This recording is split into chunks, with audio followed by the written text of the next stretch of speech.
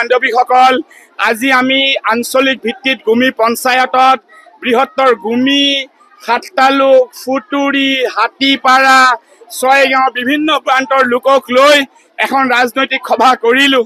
মানুহৰ কিদৰে আনন্দ, মানুহৰ কিদৰে উৎসাহ, মোৰ আইসকল, ভনীসকল কিদৰে ভাৰতীয় জাতীয় কংগ্ৰেছৰ পতাকাৰ তলত ওলাই আহিছে আপোনালোকে দেখা পাইছে।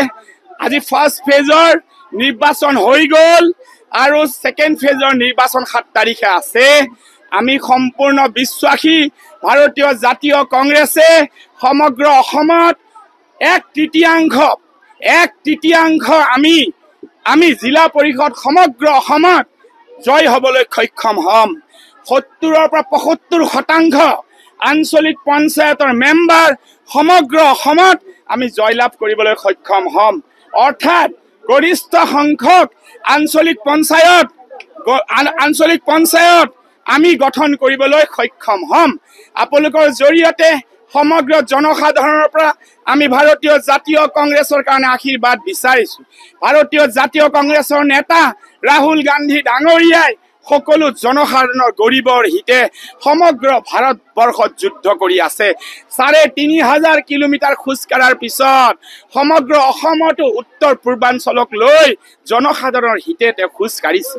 জনসাধাৰণৰ হকে পাৰ্লিমেণ্টৰ ভিতৰত বিভিন্ন ভাৰতবৰ্ষৰ ইছ্যুৰ ওপৰত তেওঁ আজি যুদ্ধ কৰি আছে। আজি ভাৰতীয় জাতীয় কংগ্ৰেছৰ এই নিৰ্বাচনী সভাত আপোনালোকক আমি আদৰণি জনাইছোঁ আৰু আপোনালোকৰ ইলেক্ট্ৰনিক মিডিয়া, প্ৰিণ্ট মিডিয়াৰ প্ৰত্যেকজন বন্ধু বান্ধৱীৰ পৰা আমি ভাৰতীয় জাতীয় কংগ্ৰেছৰ প্ৰাৰ্থীসকলৰ কাৰণে আমি কৰজোৰে আশীৰ্বাদ বিচাৰিছোঁ আৰু আমি জয়টো হ'মেই। আৰু আমাৰ সমষ্টিতটো কোনো মেটাৰে নাই, যোনে যিমান কাৰ্ড খেলক মই চাই লওঁ। আমি কেনেকুৱা জয় হ'ব লাগে এই টেকনিকটো আমি ভালদৰে জানো, কাৰণ জনসাধাৰণৰ হৃদয়ত আমাৰ চাবি খোলা আছে। এই চাবি চবৰে হাতত নাই।